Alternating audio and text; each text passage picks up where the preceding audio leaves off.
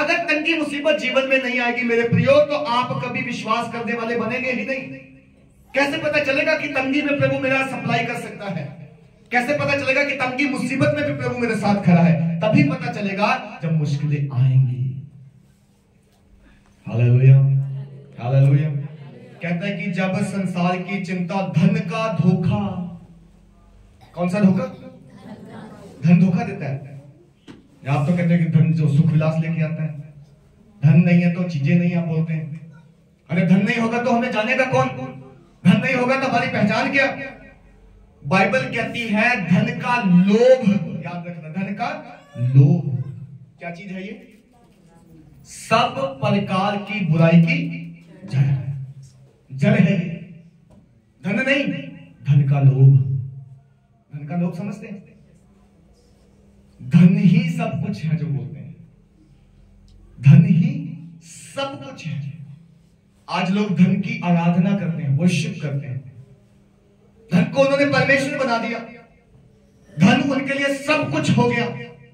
अगर धन ही सब कुछ होता तो मैं आपसे पूछना चाहता हूं, जो हॉस्पिटल में मर जाते हैं और जो डॉक्टरों के द्वारा ये कह दिए जाते हैं कि अगर इतना पैसा नहीं लाओगे तो तुम बचोगे नहीं, या पैसा नहीं लाओगे तो इलाज नहीं होगा, मैं कहता हूं उस दिन उस धन ने क्यों नहीं बचाया फिर उनको? अगर धन ही सब कुछ होता तो जो व्यक्ति बहुत धनी थे वो इस दुनिया को क्यों छोड़ के चले गए? अपना थोड़ा सा धन देके अपनी आयु क्यों नहीं बढ़वाई उन्होंने? कहां चला उनका धन? कहां चली उनकी करेंसी? बाइबल कहती है वहां पर यह करेंसी नहीं चलती जिस करेंसी में तुम विश्वास करते हो। यह सिर्फ धोखा है इस दुनिया का।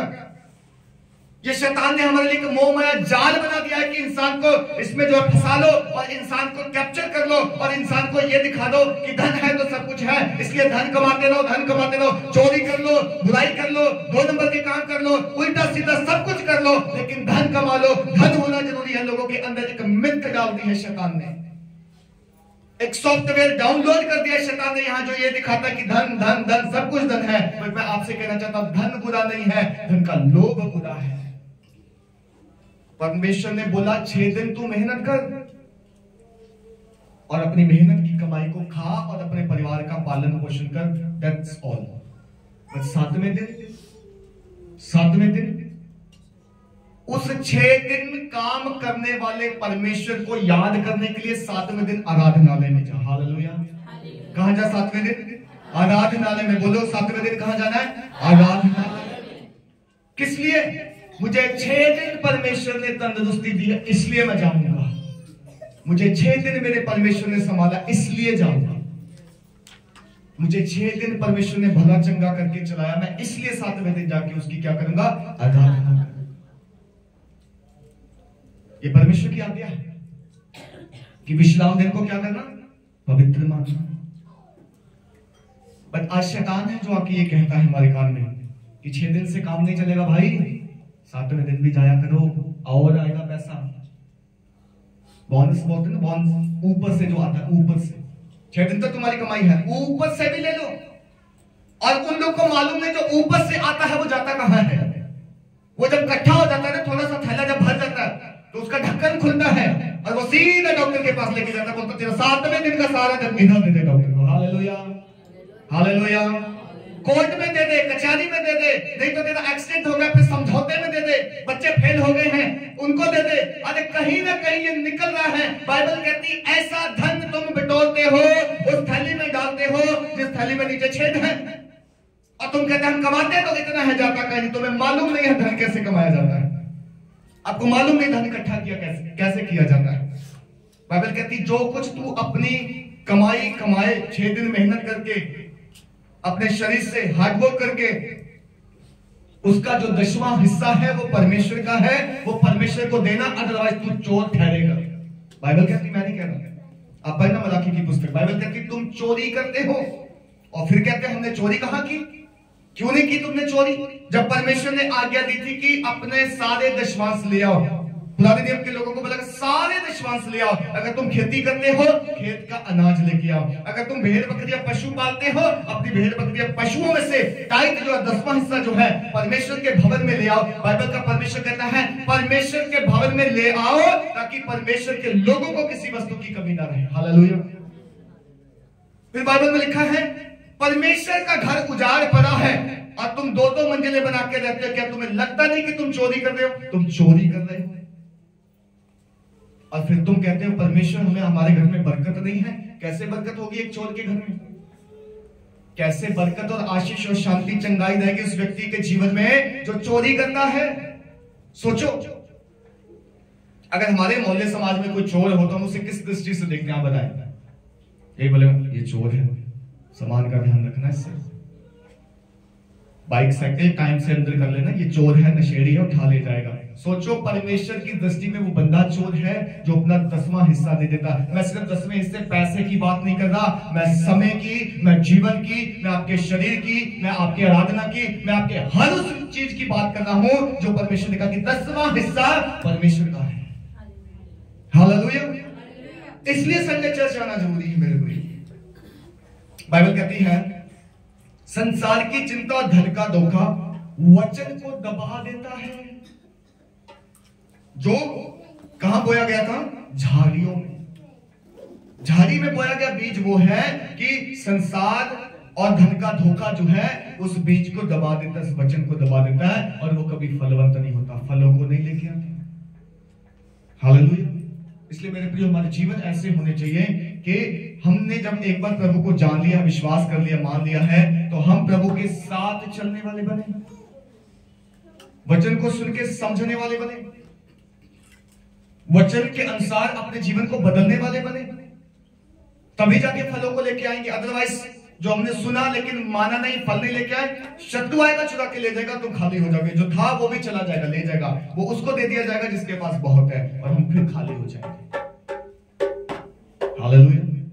आखिरी वचन 23, जो अच्छी भूमि में बोया गया ये वह है जो वचन को सुनकर समझता है और फल लाता है, कोई 100 गुना, कोई 60 गुना और कोई 30 गुना। हालेलुया।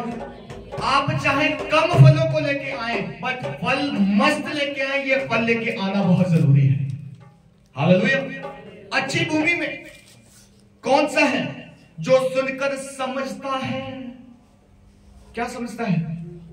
मुझे प्रभु ने क्या बोला है, मैं समझ गया हूं, और मैं समझ तो गया हूं, मैं करूंगा भी इसे जरूर। सोचो आप, पिछले दिनों आपने वचन सुने, बहुत सारी बातें सुनी, किसी प्रभु के दास के जरिए वीडियो को सुना, ऑडियो को सुना, टीवी पे देखा, मोबाइल पे देखा, चर्च में सुना, कॉलेज मीटिंग में सुना, आपने वचन सुना। प्रभु बात करता है आपसे, मुझसे, हमें से हर एक से बात करता है प्रभु। बट वो सुने हुए को समझने की कोशिश किसने की है? सुने हुए को समझने की। हालेलुया। जो वचन सुना है वो मैं समझूंगा। बोलो, जो वचन मैंने सुना है मैं उसे समझूंगा और फलों को लेके आऊंगा, 100 गुना, 60 गुना और 30 गुना। हालेलुया। हालेलुया। हमें अच्छी भूमि बनना है मेरे प्रियो, और अच्छी भूमि वो है जो फलों को लेके आती है। याद रखना, बीज सेम है और बोने वाला भी एक है। बोने वाला एक है, परमेश्वर खुद, जिसने अपना वचन भेजा है, जिसने बोला, यीशु ने बोला कि मैं वही हूं जो आदि में था, मैं परमेश्वर के साथ था और मैं देहधारी होके आया हूं।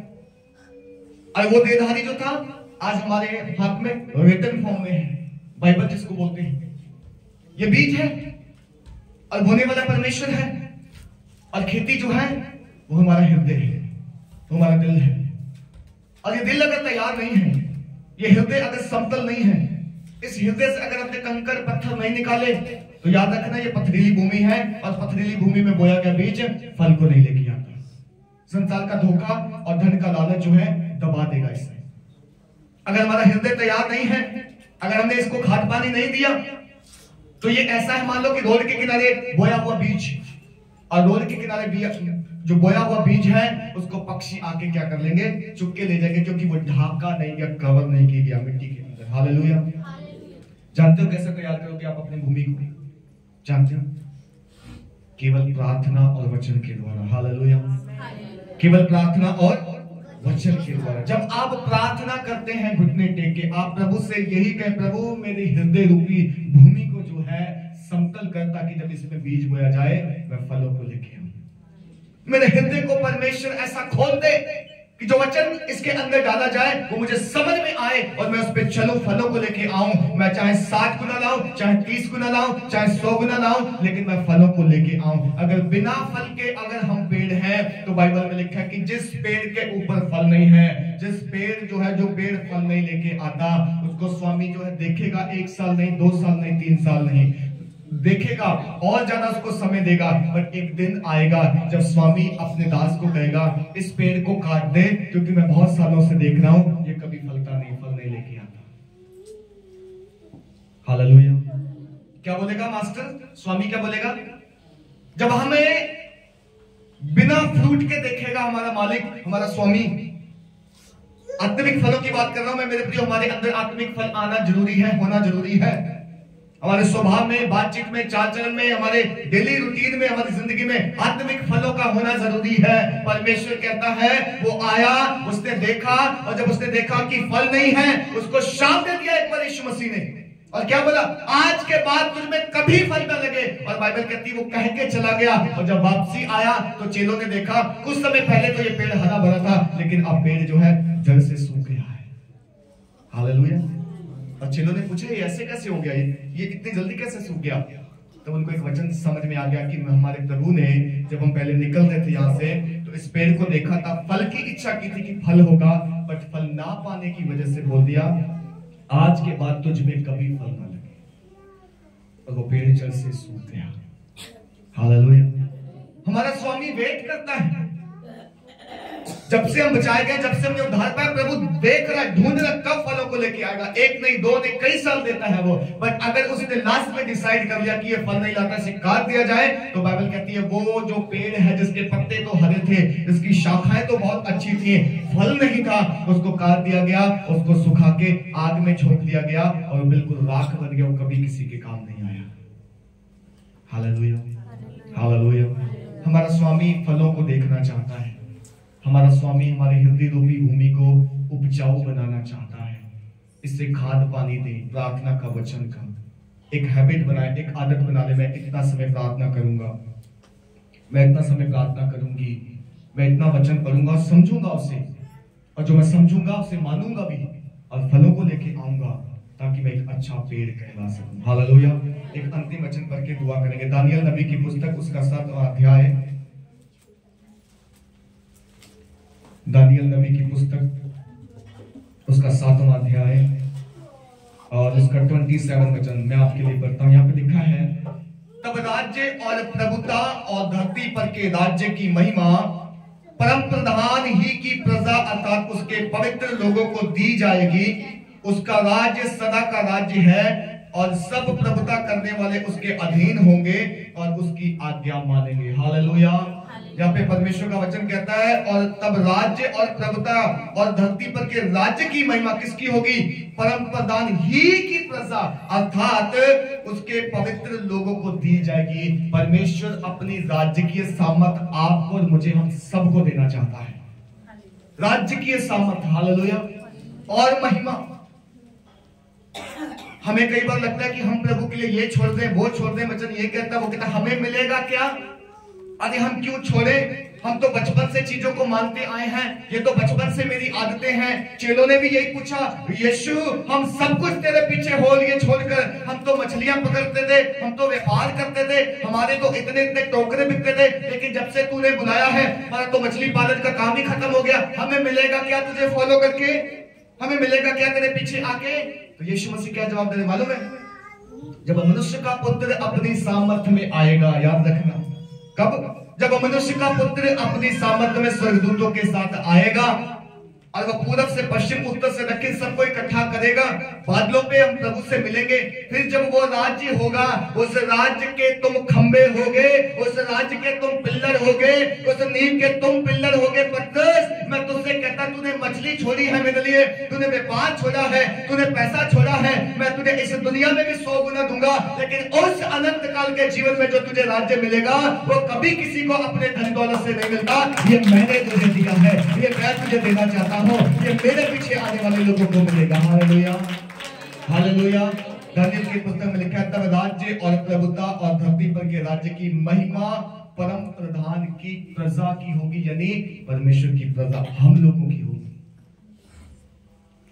आज आपको डिसाइड करना है, क्या मैं सच में अपना क्रूज उठा के प्रभु के पीछे चलता हूं, या मेरा सच में अभी भी मोह माया जो है धन पे है, दौलत पे है, सुख विलास पे है, दुनियादारी पे है, इसको खुश कर लूं उस पे है, उसको खुश कर लूं उस पे है, मेरा फ्रेंड ना रूठ जाए, मेरा परिवार ना रूठ जाए, क्या उस पे मेरा ध्यान है अभी भी? आज परमेश्वर आपको अपने वचन के द्वारा एक बार फिर से चेतावनी देना चाहता है, और वो कहना चाहता है कि अगर तुम मेरी आवाज को सुन रहे हो, उसे समझो कि आत्मा कलीसियाओं से क्या कहता है। बहुत साल हो गए हमें सुनते हुए आवाज को, कहीं ऐसा ना हो कि स्वामी आए और हमें फल रहित पाए, बिना फल के पाए, और अगर उसने अपने मुंह से कुछ बोल दिया तो हमारा जिंदगी में कभी कुछ होने वाला नहीं है। बट वो आज भी ग्रेशियस है, वो आज भी अनुग्रह से भरा है, वो आज भी कहता है मेरे बेटे और मेरी बेटी, मैं एक नया साल तुझे देने जा रहा हूँ, क्या तू नए साल में मेरी आवाज को सुनेगा? क्या तू नए साल में मेरे पीछे होगा? क्या तू नए साल में वो चीजों को छोड़ देगा जो मुझे पसंद नहीं है? क्या तू नए साल में अपने आप को पवित्र करेगा, अपने हृदय को खोलेगा, ताकि जब बीज बोया जाए तो वो 30 नहीं, 60 नहीं, 100 गुना फलों को लेके आए। आइए हम अपने स्थानों में खड़े हो जाएं।